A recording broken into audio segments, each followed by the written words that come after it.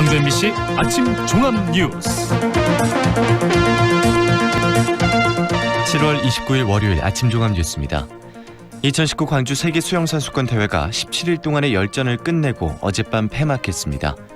우리나라 대표팀은 경영 종목에서 총 5개의 한국 신기록을 세웠습니다. 지난주 광주의 한 클럽에서 일어난 구조물 붕괴 사고는 불법 증축된 복층 구조물이 사람들의 무게를 이기지 못해서 일어났습니다. 경찰은 정확한 불법 증축 경위와 함께 일반 음식점에서 춤을 추도록 허용한 조례에 문제가 없는지 조사하고 있습니다. 이상 오늘의 주요 뉴스입니다. 광주 세계 수영선수권 대회가 폐회식을 끝으로 17일 동안의 대장정의 막을 내렸습니다. 역사상 최대 규모로 치러진 이번 대회에서 선수들은 감동과 환희의 순간을 연출했습니다. 이계상 기자입니다. 17일 동안의 열띤 경쟁을 담은 하이라이트 영상이 세계 수영대회 폐회식의 시작을 알리고 이번 대회에 참가한 194개 나라의 국기가 차례로 입장합니다. 공식 대회기는 2021년 개최 도시인 일본 후쿠오카로 전달되고 곧이어 폐회가 선언됐습니다. 여러분 모두를 광주 세계 수영대회 이용섭 조직위원장입니다. 제18회 2019 광주 비나 세계 수영 선수권 대회 폐회를 선언합니다. 국립아시아문화전당에서는 아름다운 순환을 주제로 세계 수영대회 폐막 공연이 진행됐습니다. 남도의 정취와 풍류를 세계에 알리기 위해서 지역을 대표하는 소리꾼과 공연 예술가들이 함께 뭉쳤습니다.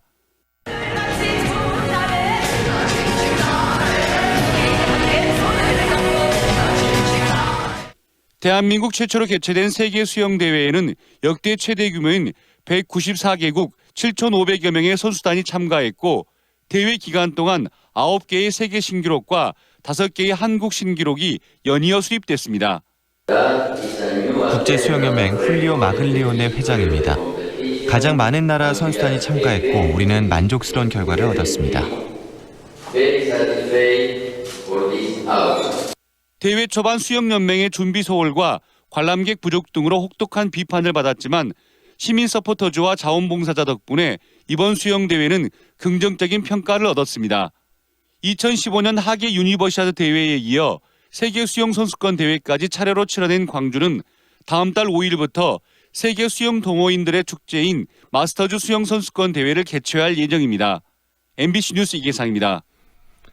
광주 세계 수영선수권 대회에 참가한 한국 경영대표팀이 5개의 한국 신기록을 세우는 성과를 올렸습니다. 대회 마지막 날인 어제 임다솔, 백수연, 박예린, 정소은 선수는 여자 혼계영 400m 예선 경기에 출전해 4분 03초 38로 한국 신기록을 세웠습니다.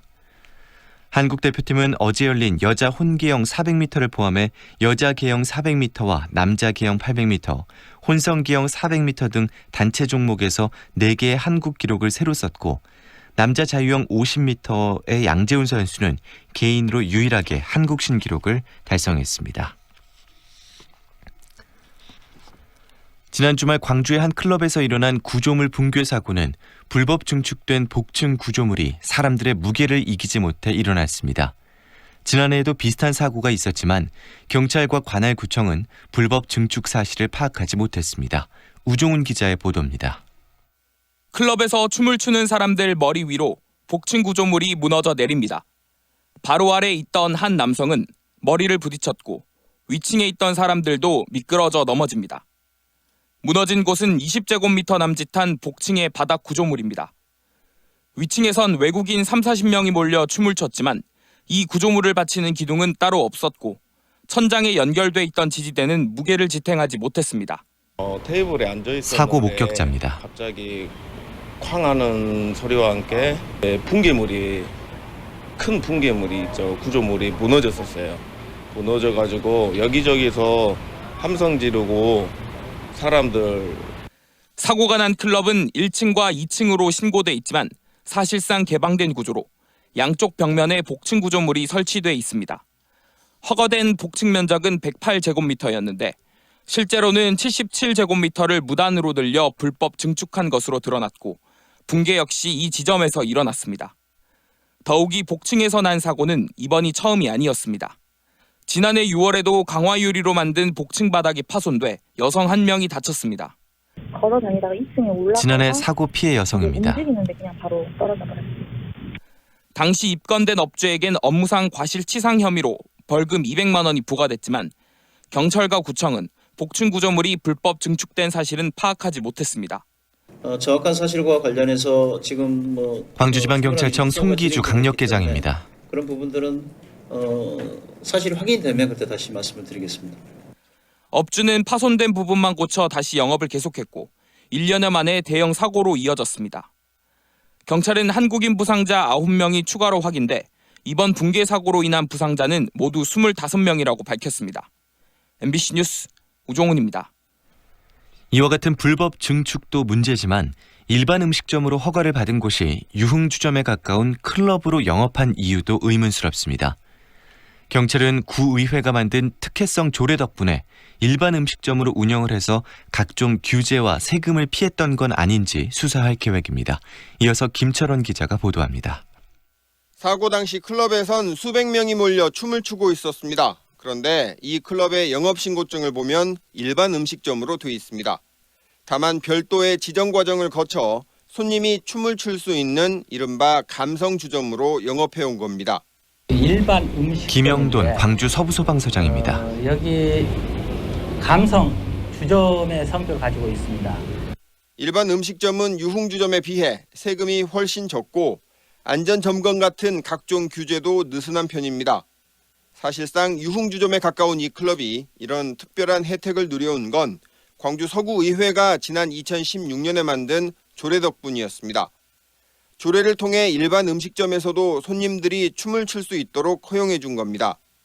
하지만 조례에 함께 규정돼 있던 안전조치는 제대로 지켜지지 않았습니다. 춤을 출 수 있는 일반 음식점 조례에 따르면 자치구는 해당 클럽에 대해 1년에 2번 안전점검을 해야 했지만 광주 서구는 이 클럽에 대해 그동안 한 번도 안전점검을 하지 않았던 것으로 알려졌습니다. 게다가 이 조례에선 적정 인원을 1제곱미터당 1명으로 정했는데 사고 당시 수백 명의 손님을 받은 만큼 규정 위반일 가능성도 큽니다. 경찰은 관련 공무원들을 상대로 인허가 과정은 물론 조례 제정 경위에 대해서도 조사하고 있습니다. 송기주 광주지방경찰청 강력계장입니다. 그 또한 정확하게 이제 수사를 거쳐서 사실관계 규명토록 하겠습니다. 현재까지 업무상 치사상 혐의로 경찰에 입건된 관계자는 모두 4명, 클럽의 공동업주 3명과 종사자 1명입니다. 특혜 의혹이 사실로 드러날 경우 수사가 확대될 것으로 보입니다. MBC 뉴스 김철원입니다. 광주 상무지구 클럽 붕괴 사고와 관련해 이용석 광주시장이 불법 증개축 건축물을 없애고 안전한 도시를 만들어야 한다고 강조했습니다. 이용섭 시장은 어제 긴급 확대 간부 회의를 열고 불법 증개축으로 인해 시민들이 사고를 당하는 일이 없도록 해야 한다며 5개 자치구청과 함께 불법 건축물 특별대책단을 구성해 모든 건물에 대한 안전점검을 지시했습니다. 이 시장은 사고수습대책본부가 사망자의 장례 절차와 부상자들을 지원하는 데 최선을 다해달라고 당부했습니다. 광주 세계 수영선수권 대회에 참가한 외국인 남자 선수가 클럽에서 여성을 성추행한 혐의로 긴급 체포됐습니다. 광주 서부경찰서는 어제 새벽 3시쯤 광주 서구 치평동의 한 클럽에서 18살 A양의 신체를 만진 혐의로 헝가리 국적의 수영선수 23살 B씨를 붙잡아 조사하고 있습니다. 광주 MBC 아침 종합 뉴스를 마칩니다. 아나운서 김두식입니다.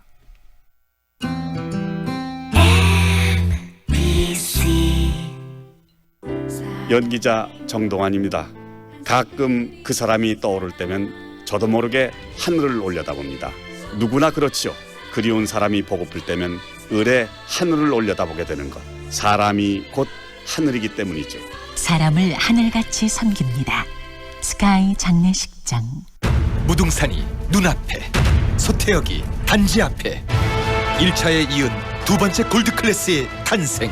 소태IC에서 광주천까지 프리미엄 쾌속 클래스가 펼쳐집니다. 무등산 골드클래스 2차 7월 말 오픈 예정. 1600-4119 보광종합건설. 지금 시각은 8시 10분입니다.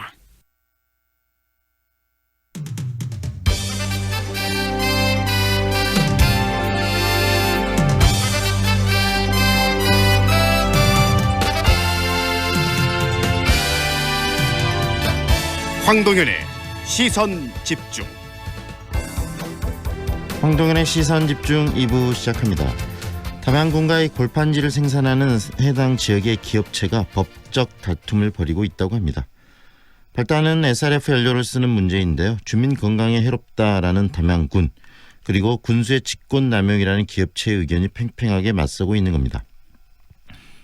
최근 이 업체는 담양 군수를 직무유기와 직권남용 혐의로 경찰에 고소하기도 했는데요. 오랜 시간 환경 유해물질에 노출되어 온 주민들이 강하게 또 문제를 제기하고 기업의 손을 들어준 전라남도의 행정심판 결정에 반발해 또 무효 소송을 제기하고 있습니다. 소송과 소송으로 지금 갈등들이 심화되고 있는데요. 주민들의 생각을 듣도록 하겠습니다. 한솔 페이퍼텍 폐쇄와 이전을 위한 환경대책연대 한흥택 위원장과의 인터뷰 준비되어 있습니다. 대의민주주의의 한 기관으로 집행부를 감시하고 또 견제하고 시민의 권익을 보호해야 할 의회. 그런데 이 의회에서 참으로 불명예스러운 일이 일어났습니다. 목포시의회 더불어민주당 소속의 김훈 의원이 여성 동료 의원을 1년 동안 상습적으로 성희롱해왔고, 목포시의회는 김훈 의원에 대한 징계 수위를 결정하기 위해서 지난주 윤리특별위원회를 구성 활동에 들어갔습니다. 관련 이야기 듣겠습니다. 목포시의회 윤리특별위원장과의 인터뷰 준비되어 있습니다. 일본 정부의 수출 규제 조치가 발표된 지도 어느덧 한 달이 다 돼가고 있는데요. 일본 제품에 대한 불매 운동은 이제 범사회적 운동으로 확산되는 모습입니다. 단순히 안 먹고 안 입고를 넘어서서 강한 결속력을 지닌 국민적 움직임으로 이어지는 만큼 의미도 있어 보이는데요. 보이콧 재팬의 분위기가 갖는 의미에 대해서 유아여자대학교 에코 크리에이티브 협동과정 최선영 특임 교수와 인터뷰도 준비되어 있습니다. 황동현의 시선 집중 계속됩니다. 이대리, 그때 불렀던 출장 뷔페가 쿠바하우스요. 맞아, 쿠바하우스. 콩돼지 바베큐에서 단체 도시락까지 맛도 좋고 직원도 호응도 좋았지? 그럼 이번에도 당연히 쿠바하우스지. 출장 뷔페 전문기업 쿠바하우스. 검색창에 쿠바하우스 클릭. 7월 수완을 더 빛나게 하는 이름, 명품 아파트 모아 엘가. 무등산 영산강 특급 조망, 지하철 2호선 예정, 신가 재개발 미래가치까지 누리는 더 큰 수완의 완성. 모아 엘가 더 수완. 7월 오픈 예정. 514-1300 해림건설. 좁은 국토를 효율적으로 활용하여 에너지 영토를 넓혀가는 기업이 있습니다. 탑솔라. 생명의 가치를 높이고 미래의 변화를 준비합니다. 하늘의 태양을 땅의 태양으로. 탑솔라. 상무와 수완이 가까운 프리미엄의 중심, 무진로 지나리체 리버뷰가 옵니다. 무등산 영산강 특급 조망, 원스톱 중심 생활을 누리는 명품 중대형 무진로 지나리체 리버뷰. 062-223-0002 진화건설. 여기는 4차 산업혁명을 이끌어갈 에너지 신산업과 미래형 자동차 전장산업의 중심. 광주형 일자리로 함께 성장하고 든든한 지원과 혜택으로 기업 경쟁력을 높이는 혁신적인 클러스터. 모이면 더 큰 미래가 보입니다. 광주 국가혁신 클러스터. 남들과 다른 삶을 누리고 싶다면 이곳을 주목하라. 생활이 다르다. 교통이 다르다. 문화가 다르다. 흉내조차 낼 수 없는 남다른 자부심. 광천동 지역주택조합 추진위원회 이센트럴 스퀘어. 7월 중 오픈 예정. 조합원 가입 문의 062-519-3002. 시공 예정 고려 개발. 이사 걱정 없는 맘 편한 집 있을까? 출퇴근 편하고 생활이 편하고 거기다 8년 5일 전세로 마음까지 편한 집? 그래, 바로 여기야. 8년 동안 내 집처럼 8년 후엔 내 집으로. 첨단 한국 아델리움. 8월 오픈 예정. 문의 710-9700. 한국건설. 장마전선이 북한 쪽으로 이동하면서 올 여름 장마는 끝이 났는데요. 이제는 열대야와 폭염이 반복되는 본격적인 여름 더위가 시작되겠습니다. 남부지방 곳곳에 폭염주의보가 내려진 가운데 한낮에 광주 33도로 어제보다 기온이 높겠습니다. 장마비 때문에 습도가 높은 데다가 폭염까지 더해지면서 전국에서 불쾌지수와 식중독 지수도 높게 나타나고 있습니다. 실내 습도는 50에서 60%로 맞춰주시고요. 통풍이 잘 되는 옷을 입으시면 도움이 되겠습니다. 오늘 구름 사이로 볕이 강해서 자외선까지 주의하셔야겠습니다. 당분간 고기압의 영향으로 대체로 맑고 무더운 날씨가 이어지겠습니다. 이어서 출근길 교통 상황 살펴보면 월드컵 4강로 서광주 우체국에서 쌍촌사거리 방향으로 제속도 내기 어렵고요. 서문대로 광주대 교차로에서 행암교차로 방면으로도 제속도 내기 어렵습니다. 좋은 아침, 좋은 일자리, 광주 전문 취업 어플 사랑방자 협찬 날씨와 교통정보의 한아름이었습니다. 황동인의 시선 집중 듣고 계시는 지금 시각 8시 15분 50초 지나고 있습니다. 30년이 넘도록 악취와 분진 그리고 소음으로 고통을 겪어온 담양 대전면의 주민들이 환경 유해 물질을 배출하는 관내 기업 바로 한솔 페이퍼텍의 공장 폐쇄 이전을 요구하고 나섰습니다. 이런 갈등 속에서 기업의 그런데 손을 들어준 전라남도 행정심판 결정에 또 반발해서 시민들은 무효소송도 제기했다고 하는데요. 한솔 페이퍼텍 폐쇄 이전을 위한 환경대책연대 한은택 위원장 연결해서 주민들이 생각하는 문제점 듣겠습니다. 안녕하세요, 위원장님. 예, 안녕하십니까. 네, 위원장님 지금 이 담양 대전면에 거주하고 계시는 거죠? 예, 그렇습니다. 조은리에 살고 있습니다. 네, 먼저 대전면이 어떤 곳인가 이 지역 소개부터 먼저 좀 해주시겠어요? 예, 대전면은 90% 정도가 개발 지역인 만큼 아름다운 생태의 환경을 보존하고 있으며 광주 시민들에게는 병풍산과 한제골, 여름철 휴가지를 이용하고 있는 것으로도 유명합니다. 네. 또한 제 영산강 유역의 생태 습지를 보유하고 있으며 광주 전남 도민의 젖줄인 영산강에 수질을 오염을 시키는 공장이 있어서는 안 되는 지역이기도 합니다. 네. 첨단 지나서 만나게 되는 북광주 IC 방향으로 가면서 만나게 되는 그 담양, 그 병풍산 그리고 또 이 한제골 여기를 지금 안고 있는 바로 거기가 대전면이네요. 예, 그렇습니다. 광주와 인접 경계하고 있는 지역입니다. 네, 정말 풍광이 아름다운 곳이고 또 거기 물이 흐르는 이 저수지도 있고 그런 공간이 있는데 그런데 지금 주민들이 30년 넘게 고통 속에 있다. 그리고 또 한솔 페이퍼텍 이 기업과의 갈등이 있다. 공장과 이렇게 이야기하고 있는데 그 갈등의 핵심도 짚어주시죠. 예, 갈등 핵심은 한솔 페이퍼텍이 대한 페이퍼텍을 인수한 이후로 네. 이제 그 주민들하고 약속한 그 폐기물 조각 방식과 그 유입량에 있어서 현재 7대3으로 저희들이 SRF와 이렇게 폐기물을 사용하고 있는데 네. 이것을 SRF를 100% 사용하겠다고 담양군에 신청하면서 사실 SRF라는 것은 폐비닐과 플라스틱 같은 것을 잘게 이렇게 부숴서 네. 사실 그것을 연료로 사용하는 것인데 이 과정에서 다이옥신 배출로 인한 환경 피해와 우리 주민들의 건강이 악화될 것을 우려하고 있기 때문에 우리 주민들은 특히 반대하고 있는 것입니다. 네, 지금 그 공장이 30년 동안 그 지역에 존재해 왔었다면서요? 한솔 페이퍼텍은 이제 저희들은 한 40년 전부터 양령제지 시절부터 그렇죠. 불림제지 네네. 또 대한페이퍼텍 현재 한솔에 이르기까지 네.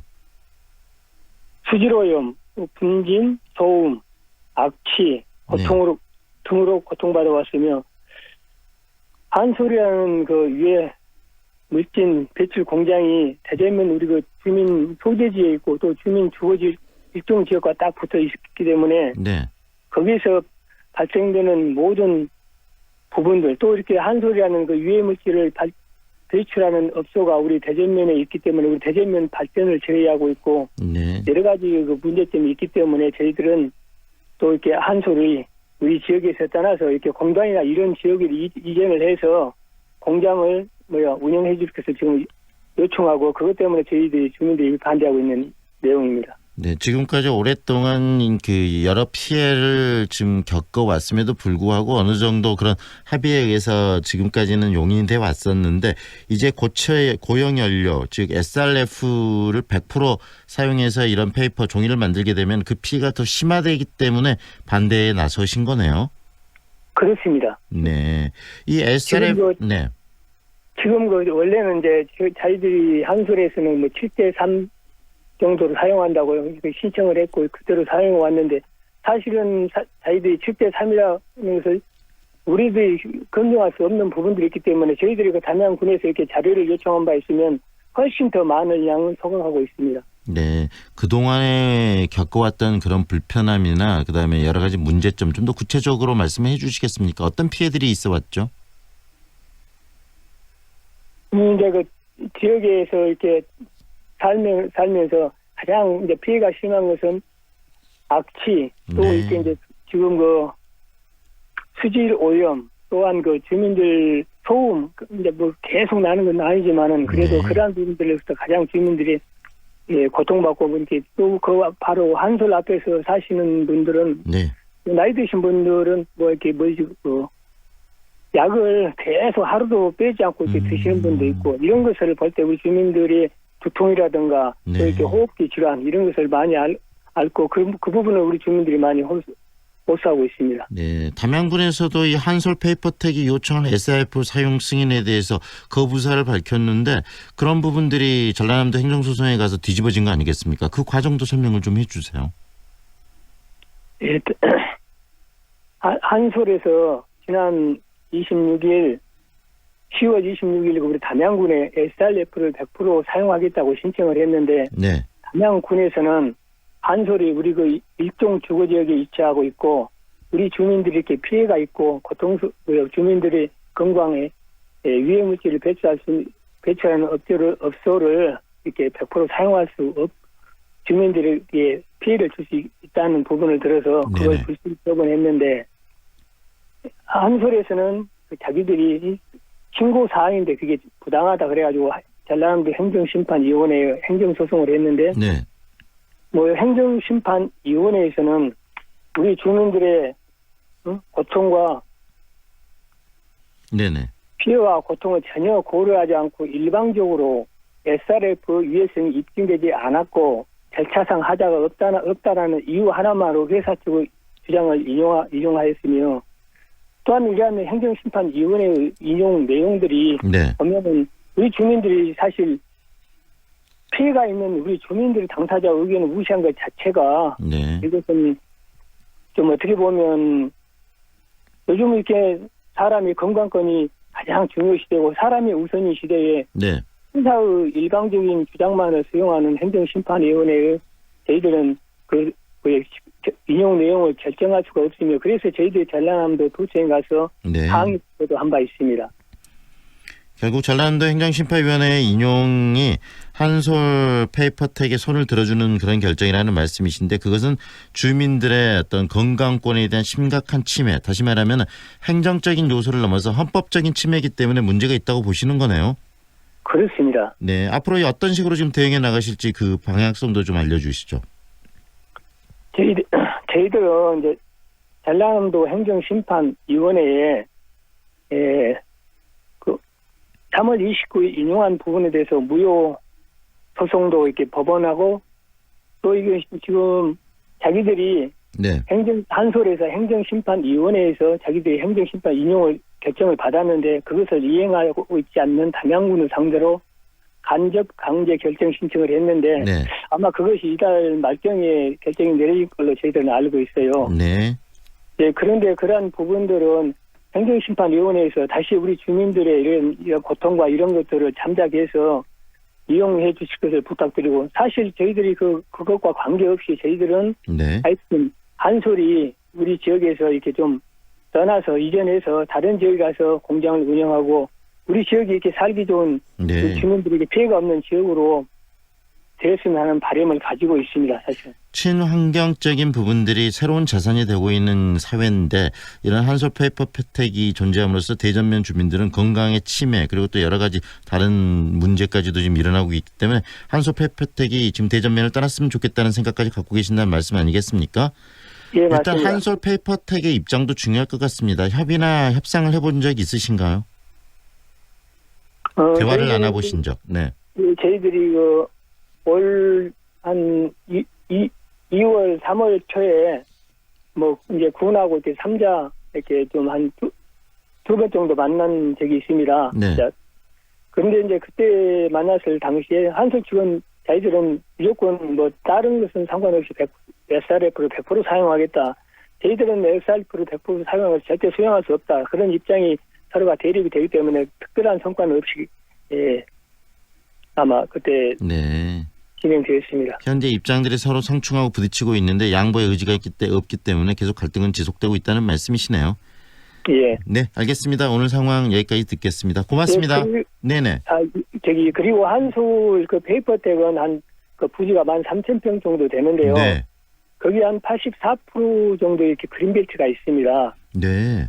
한솔에서 사용하고 있는 부분. 근데 그러한 부분들은 우리 일반인들은 이렇게 그린벨트에서 조그만 그린벨트를 해서내도 그 그렇죠. 강력한 제재를 받고 있는데 그런 공장들은 그렇게 많은 부분을 무단으로 사용하고 또 안에 그 우리 주민들이 사용할 수 있는 원래 그 농로길이 있으면 그것도 무단으로 막고 점유하고 있는데 네. 이러한 부분들을 앞으로 우리 주민들은 담양군과 전라남도에 강력히 원상 회복해 줄 것을 요청하고 드리고자 합니다. 그 문제도 굉장히 심각한데요. 그린벨트를 지금 사용하고 있는데 어떤 제재도 한솔 페이퍼텍에 좀 주어지고 있지 않다.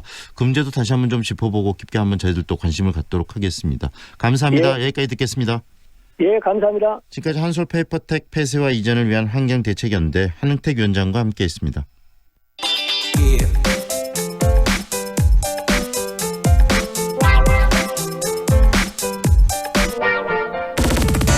동료 의원을 1년 동안 상습적으로 성희롱해온 목포시의회 김은 의원에 대해서 징계 수위를 결정하기 위해 지난주 목포시의회가 윤리특별위원회를 구성 활동에 들어갔다고 합니다. 목포시의회가 과연 어떤 결정을 내릴지 궁금합니다.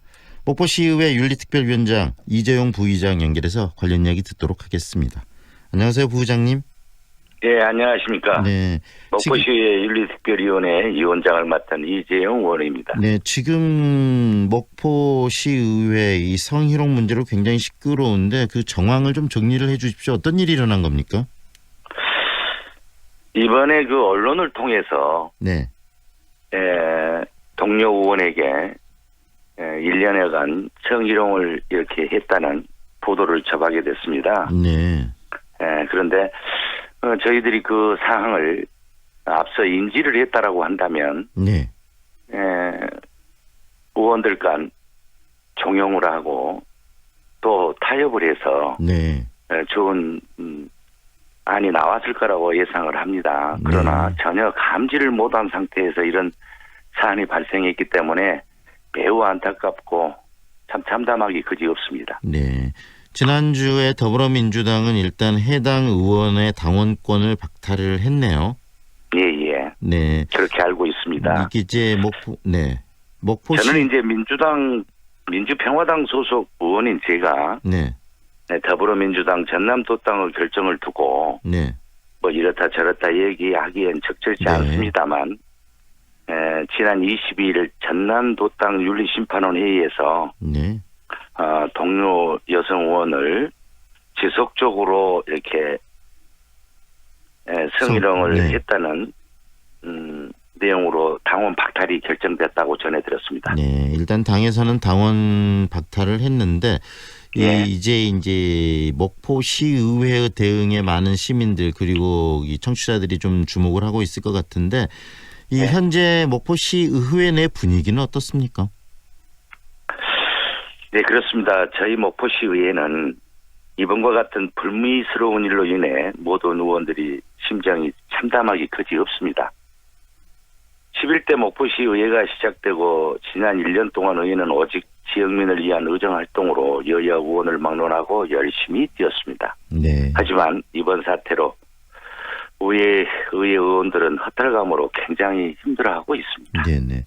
그러실 것 같아요. 왜냐하면 한 의원의 또 불미스러운 일이지만 동료 의원들 사이에서 일어났고 또 그 다른 의원들의 또 여러 가지 이 같이 그런 부분들이 있기 때문에 같이 의정 활동을 해왔기 때문에 참 참담하고 안타까운 부분들이 있을 것 같은데요.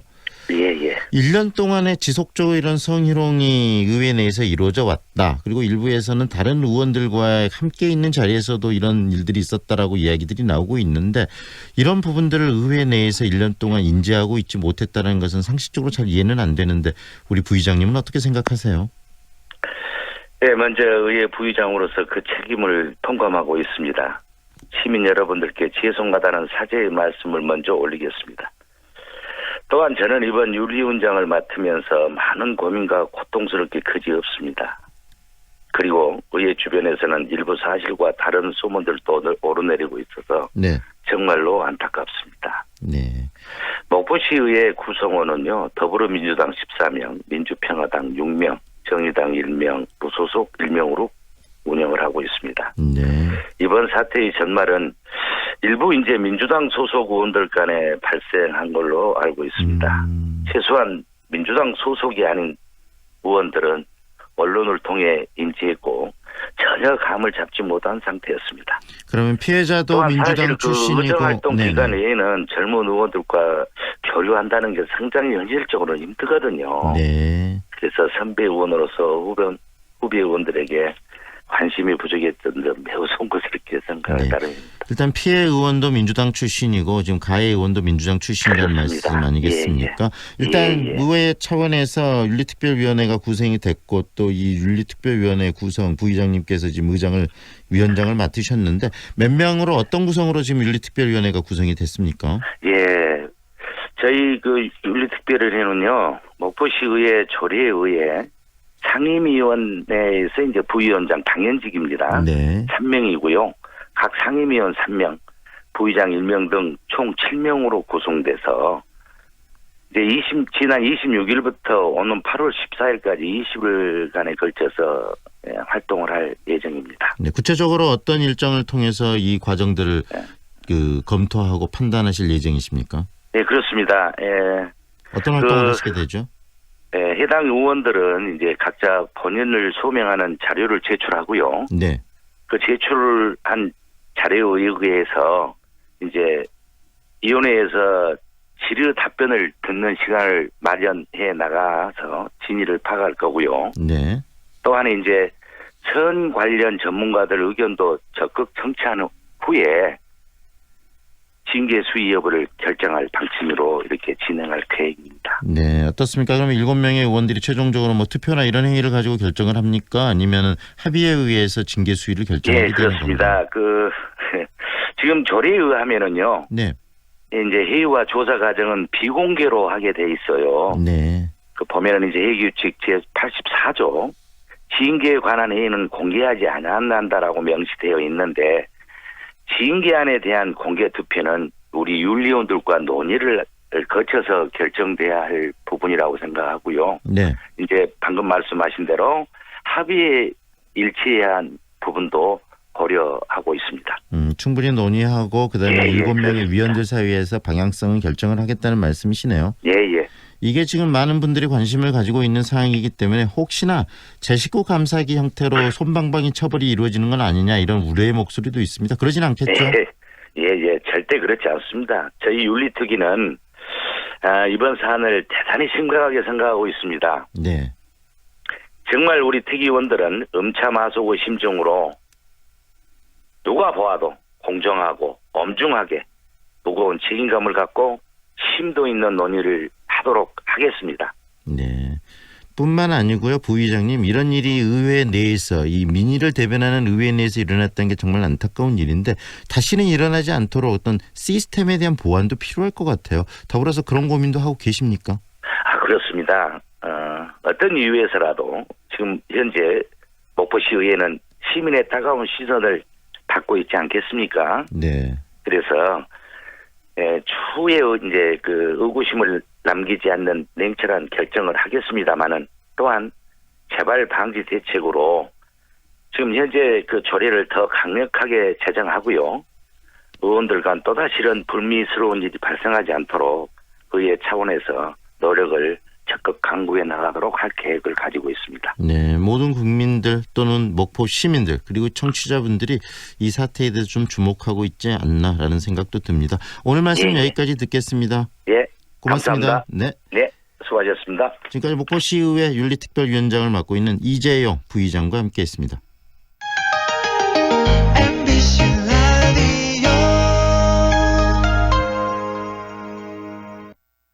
4월 7일 장례를 치르신 유족 박상아님입니다. 엄마 보내고 참 힘들었는데 위로가 많이 됐어요. 3월 4일 장례를 치르신 유족 전승현님입니다. 덕분에 잘 치렀습니다. 정말 감사합니다.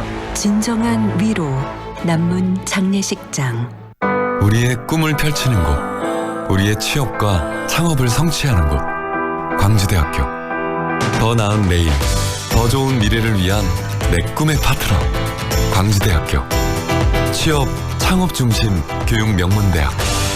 광주에는 광주대학교가 있습니다. 광주 중심의 골드 클래스가 옵니다. 가장 빛나는 자리에서 나에게만 주어지는 특별함이 있는 곳. 골드 클래스. 당신의 새로운 역사가 됩니다. 행복 위의 지연집 화정 골드 클래스. 8월 오픈 예정. 062-227-2278 보강종합건설. 사람들의 발소리가 산사태 소리처럼 들리는 사람도 있습니다. 그들은 자폐라는 이름의 세상에서 삽니다. 돌발 행동을 보여도 먼저 안심시켜주고 기다려주세요. 당신의 이해가 배려하는 세상이 됩니다. 공익광고협의회.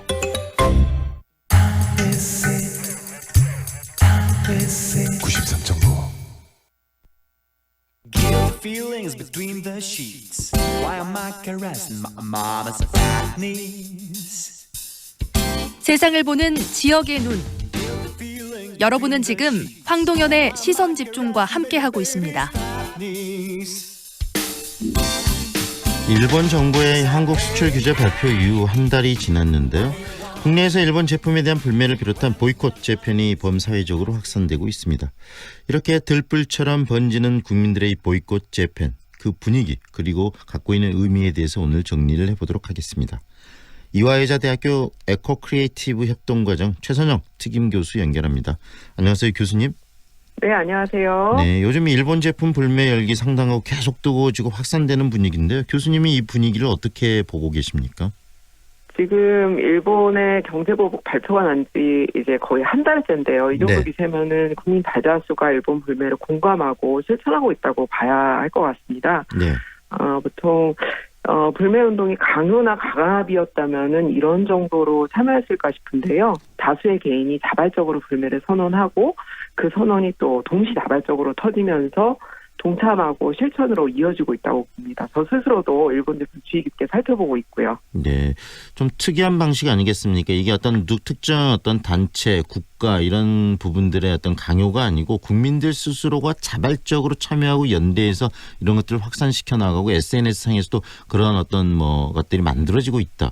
굉장히 독특한 방식이라고 이해가 되는데 교수님 이런 방식을 어떻게 봐야 된다고 생각하세요?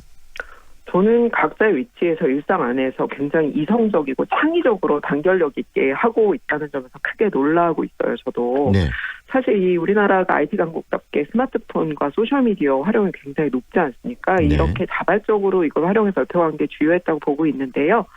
잘 알려져 있다시피 이 보이콧 재팬 가지 않습니다. 사지 않습니다. 이 디자인 로고가 여러 가지 변형된 형태로 소셜미디어에서 공유가 많이 되었어요. 네. 이 원작자분도 마음껏 퍼가도 된다 이렇게 또 허락을 하셨고요.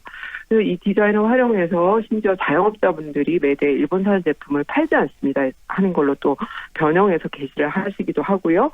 또 최근에 택배기사님들은 일본 제품 배송을 거부하시는데 또 이러고 사용하기도 했고요. 또 어떤 분들은 대로변의 광고판에다가 이 동영상 GIF 파일을 만들어서 게시를 한 분도 계시거든요. 네. 그리고 그 웹페이지로 유명해진 대체제 웹페이지인 노노재팬 같은 경우가 큰 화제가 되지 않았습니까? 지난주에는 또 안드로이드 앱으로까지 개발이 돼서 이게 무료 다운로드가 가능해졌다고 합니다. 실제로 뭐 마트나 시장에 물건을 사러 가거나 온라인에 쇼핑을 했을 때 이 앱에서 제품명을 검색해서 대체제로 볼 수 있게끔 굉장히 좀 편리하게 앱을 개발해 놓았는데요. 네. 사실 일상 속에서 이렇게 펼쳐지고 있다는 게 가장 큰 그 특징이고요. 또 일본 여행 취소 같은 경우에도 뜨거운 이슈였고 여행 취소한 분들이 취소 수수료를 울면서 손해를 보는 케이스도 많을 거 아닙니까? 그런 네. 분들에게 무료로 뭐 헤어 왁스를 준다든지 미용실에 와서 머리를 그냥 해주신다든지 이런 분들까지 참여가 늘어나고 있어요. 네. 특히 어떤 분들은 여행 취소 반환금으로 나눔의 집 그런 기부를 하셨다는 분들이 있어서 네. 개개인이 자발적이면서도 창의적으로 자율원칙을 정해서 불매운동을 하고 있다는 게 굉장히 놀랍고도 네.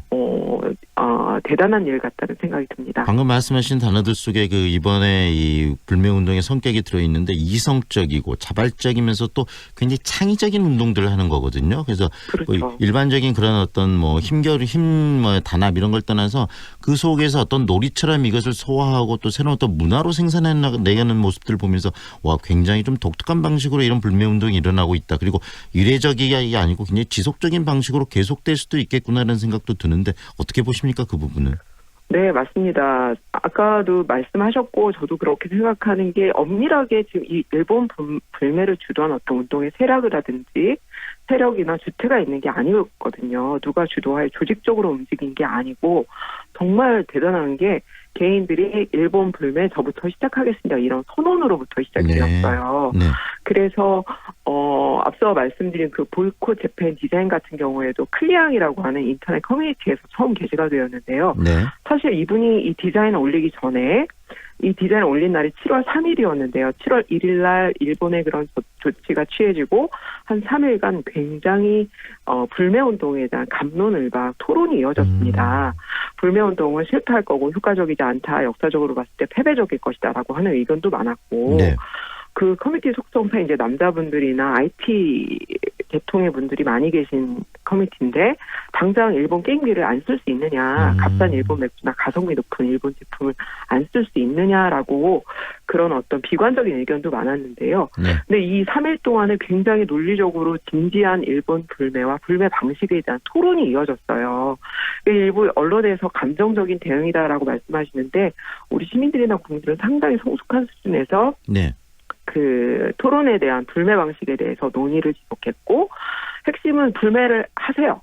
왜 불매 안 하세요? 이렇게 강요하고 강압하는 게 아니라 나부터 하겠다라고 하는 개인의 선언이 굉장히 많았다는 점이죠. 네. 그리고 심지어는 저소비라든지 예를 들어서 일본 제품 집에 있는데 다 버려야 되나요? 이런 글에는 최소한의 소비 이미 산 건 어쩔 수 없지만 더 최소 소비를 하겠다.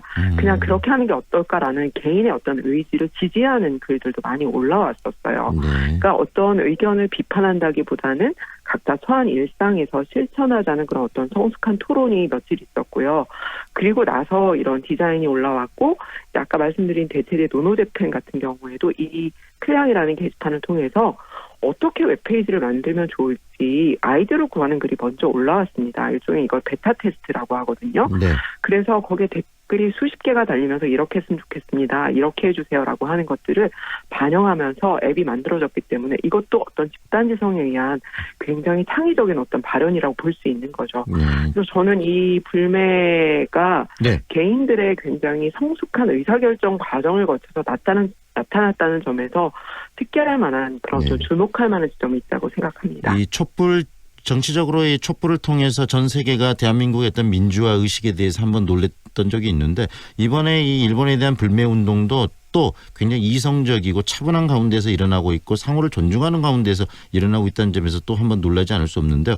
그렇다면 이런 불매 운동이 확산되고 있는 어떤 정서적 배경은 어떤 거라고 보세요? 너무 분명하고 간단합니다. 사실 우리 정부나 우리나라가 잘못한 일이 없어요. 일본이 계속 딴지를 걸고 있는 거거든요. 일방적으로. 일본이 일제 강점기 때 강제징용, 위안부 동원이 불법이었다는 사실을 인정하지 않으면서 불거진 일이에요. 그러니까 역사 외교적인 문제를 왜 경제보복으로 풀려고 하는지 일본 정부에 좀 두뇌가 있나 싶을 정도로 좀 저는 어리석은 결정이라고 보고 있는데요. 특히나 이 경제보복 이후에 일본 정부의 태도들, 예를 들어서 고노다로 외무상이 우리 남간표 일본 대사를 초치라는 형식을 취해서 불러서 말을 중간에 딱 끊으면서 윽박을 질리는 거를 보고 많은 분들이 공분을 했습니다. 또 아베 총리 같은 경우도 참여연 선거 다음 날 우리 정부에게 답을 들고 일본에 오라가라고 말을 했죠. 그러면서 정말 불매가 들불처럼 번졌다는 말이 맞는 게 이런 일본의 미숙한 정치 외교적인 행보나 태도가 자초한 일이라고 저는 봅니다. 그래서 어떤 분들은 일본이 산유국이냐, 왜 이렇게 계속 기름을 붓는 거냐, 우스갯소리로 그런 얘기도 합니다. 그러니까 계속 일본이 어떻게 보면 마른 장작을 대니까 들불처럼 번질 수밖에 없는 거예요. 우리에 대한 그런 국민 정서를 건드린 차원을 넘어서 가장 치욕적인 우리의 역사인 일제감정기를 제대로 사과를 한 적도 없이 마치 지금 식민지 조선을 대하듯이 무례하고 강압적으로 나오고 있기 때문에 더 크게 번지고 있는 것 같습니다. 정당한 반응이다라는 말씀 아니겠습니까? 그렇죠. 그런데 일각에서는 이런 불매운동을 향해서 너무 성급하다, 또 반일 감정 뭐 득이 되지 않는다 이런 식으로 이야기하면서 묘한 물타기를 하고 있는데, 이런 특히 언론에서도 일부 언론에서 그렇게 나서고 있고, 이런 부분에 대해서는 어떻게 생각하시고 어떻게 대응해야 된다고 생각하세요? 저는 왜 감정이 유치하고 어린애 수준으로 폄하돼야 되는 것인가라는 생각을 갖고 있습니다. 일본이 우선 감정적으로 나왔는데 우리가 감정적 대응하는 거는 인간으로서 너무나 맞는 행위거든요. 대응 방식이거든요. 근데 우리는 감정적으로 지금 대응하고 있지 않아요. 흥분한 적도 없고 차분하게 자기 자리에서 불매운동을 하고 있는데 왜 그걸 감정적인 대응이냐라는 프레임으로 일부 언론과 일부 분들이 그렇게 자꾸 프레임 생산을 하고 있는데요. 그걸 반일 감정이라는 프레임으로 매도하는 것은 이거야말로 저는 일제 강점기 때 친일파들의 논리라고 생각을 합니다. 어차피 노력을 해봤자 안 된다는 패배주의라든지 식민지 노예 인식이죠. 현재 우리 국민들과 정부가 차분히 잘 대응을 하고 있는데 흥분해서 도를 넘어서는 경우는 거의 없거든요. 자꾸 일본에 타협하라는 식으로 접근하는 게 더 큰 문제고, 저는 오히려 친일 감정은 현재 득이 되는 게 없다라고 생각하고 있습니다. 역으로서 이 국민들의 어떤 이성적인 어떤 대응에 대해서 다른 프레임을 씌우는 것 자체가 더 위험하다, 친일적일 수 있다라는 이야기 아니겠습니까? 앞으로 이런 그러면은 대한민국 국민들 전방위적으로 일어나고 있는 이런 불매운동 앞으로 어떤 방향으로 흘러갈 것이라고 예측을 하십니까? 저는 좀 오래 갈 거라고 생각을 합니다. 설령 이 일본이 경제 보복을 철회한다 하더라도 쉽게 끝나지 않을 것 같은데요. 왜냐하면 이번 일을 계기로 우리는 현재 일본 정부와 우회기 실체가 무엇인지 많이 알게 되었어요. 그리고 일본이 전범 국가로서 우리에게 저지른 불법이라든지 만행에 대해서 아직 제대로 된 사과도 없었고, 또 피해자분들께 사죄하고 제대로 배상을 할 때까지 불매의 운동이 지속 여부를 떠나서 그 정서는 아마 계속 그대로 이어져 가지 않을까 그렇게 전망하고 있습니다. 오늘 말씀 여기까지 들을게요. 고맙습니다. 네, 감사합니다. 지금까지 이화여자대학교 에코 크리에이티브 협동과정의 최선영 특임 교수와 함께했습니다.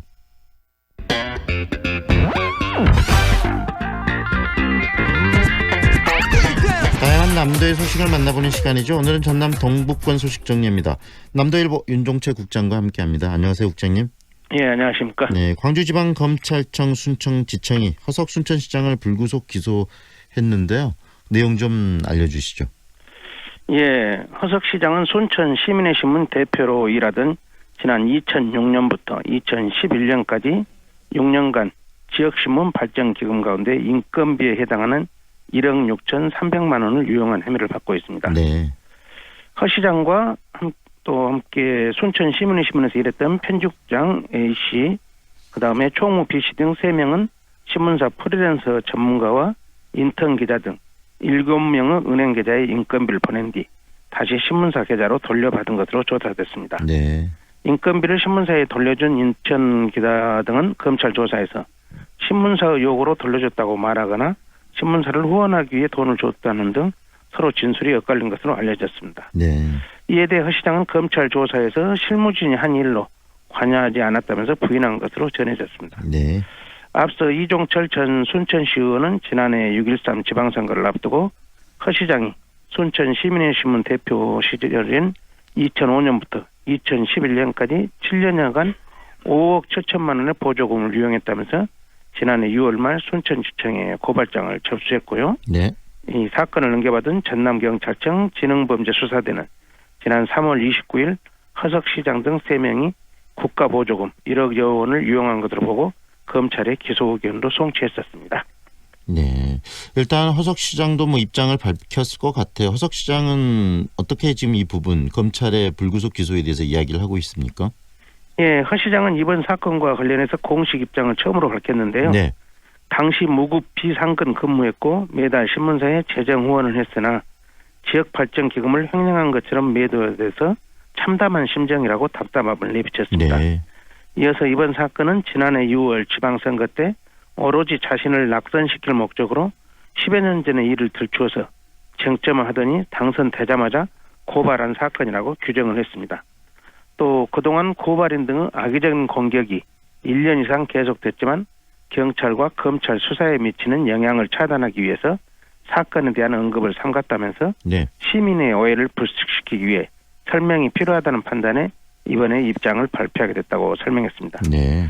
허 시장은 사법기관의 수사가 1년 이상 지속되면서 시민들에게 염려를 끼친 점에 대해서 이유야 어찌됐든 시민들께 걱정을 끼치게 돼 매우 죄송스럽게 생각한다면서 시민과 함께 새로운 순천 만들기를 흔들림 없이 계속할 것이면서 재판을 통해 진실과 정의가 반드시 밝혀질 것으로 생각한다고 강조를 했습니다. 네.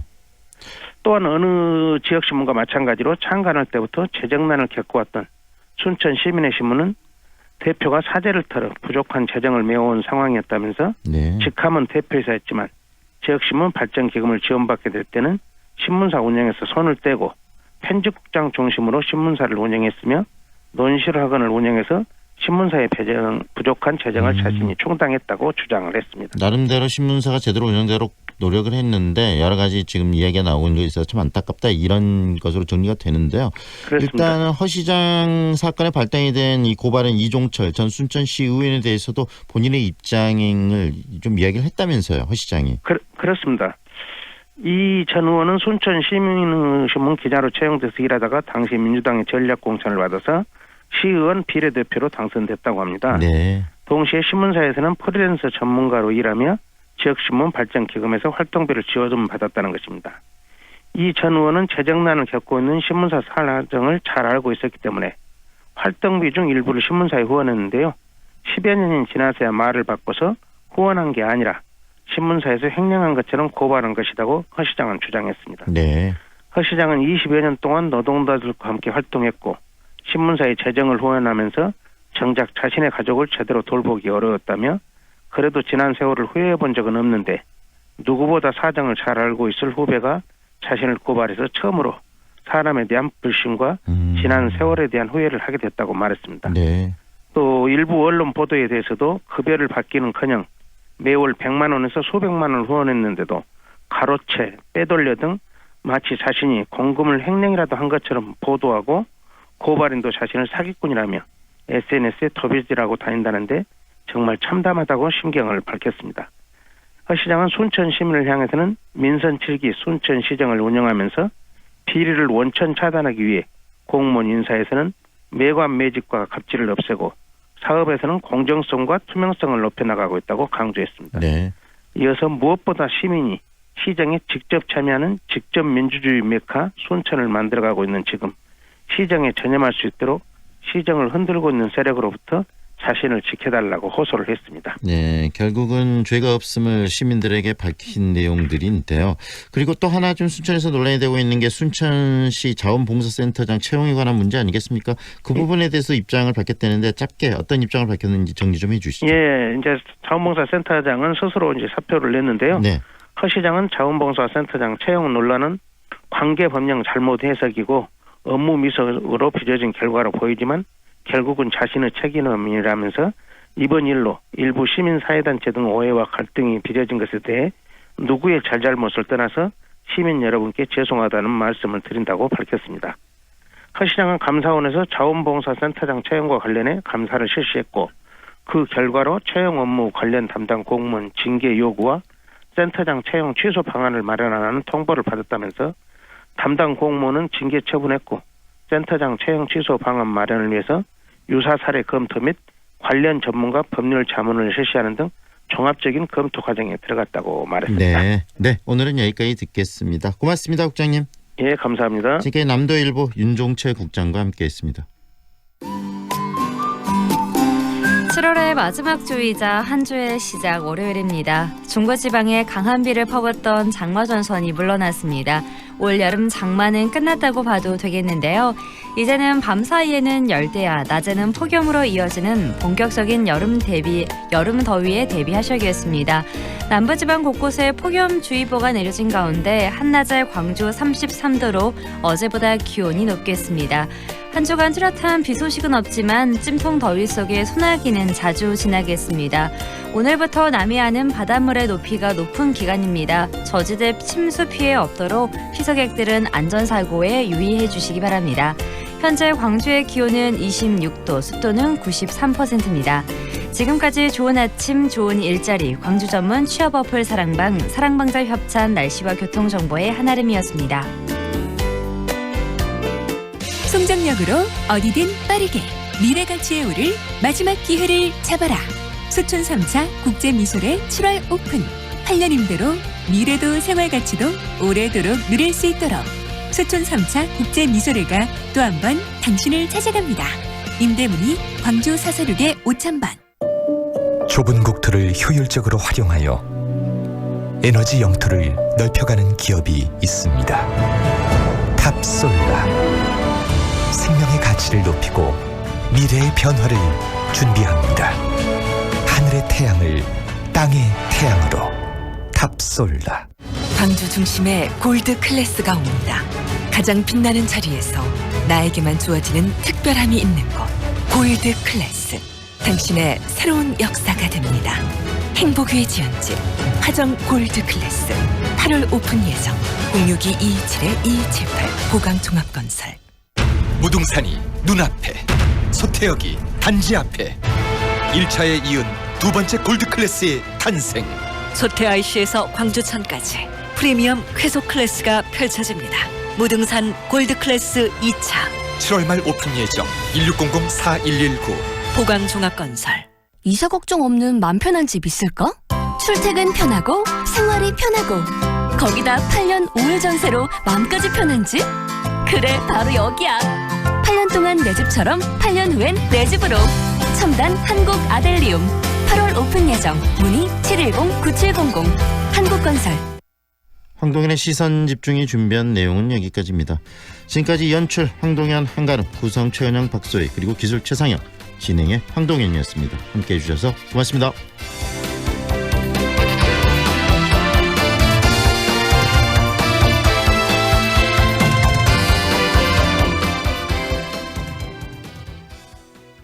은 8시 57분입니다.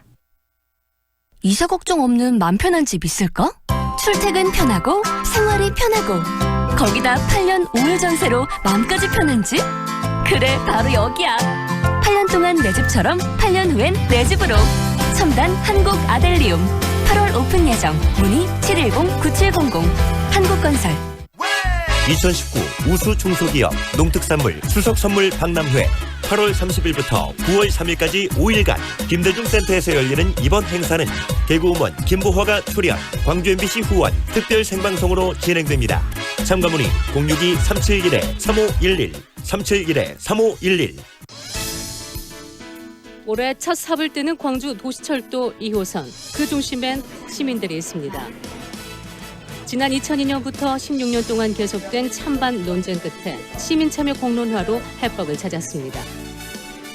공론화위원회와 시민참여단이 꾸려지고 모든 과정에 시민들이 직접 참여해 충분한 토론과 협의를 거쳐 결정을 이끌어냈습니다. 광주 도시철도 2호선 공론화 과정은 수기민주주의 모범 사례로 손꼽힙니다. 도시철도 2호선 문제는 우리의 일상적 삶과 관련된 문제고 이것을 공직자나 전문가뿐만이 아니라 일반 시민들이 참여해가지고 결정의 주체가 되었다는 점, 이것은 향후 지방 분권이 강화되는 측면에서 우리 시민들의 어떤 참여와 책임 정신을 고취시키는 좋은 기회였다고 생각을 합니다. 주민 스스로 만들어가는 지방자치시대 광주 전남이 열어갑니다. 광주 MBC 연중 캠페인 지방의 힘이다. 이 캠페인은 광주 서구, 광주은행과 함께합니다.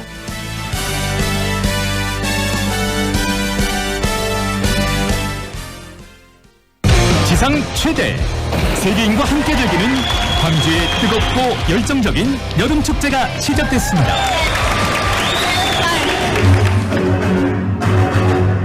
광주담이 가득한 문화를 즐기고 평화의 정신을 깃든 감동적인 현장. 光州的游泳比赛非常好，非常精彩。Swimming Festival 좋아요. 전 세계 194개국 15,000여 명의 선수단과 임원 150만 광주 시민이 함께 만드는 제18회 2019 광주 피에나 세계 수영 선수권 대회가 당신을 초대합니다. AM 819kHz, 표준 FM 93.9MHz, 광주 MBC 라디오입니다. HLCN. 친구처럼 다정한 연인처럼 MBC 문화방송. 여러분의 다정한 친구 광주문화방송이 9시를 알려드립니다.